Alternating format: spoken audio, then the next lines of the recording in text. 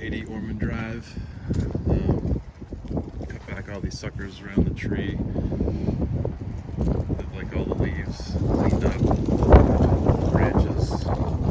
Their property line goes. You can see the fence there, so we blow everything this way.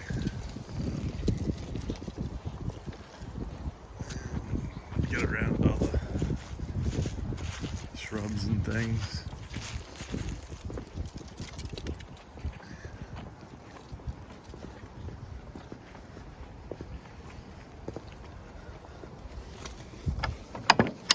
And then we're responsible to get from like here over as far as leaves and stuff.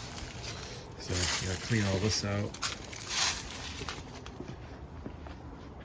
as well.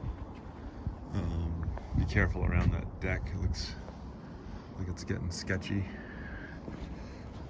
We blow out all the leaves, you know, from around these shrubs. So you have to get kind of in the back and blow them out. Yeah, just everything around here, under the deck, all the way to the fences. That's pretty much it.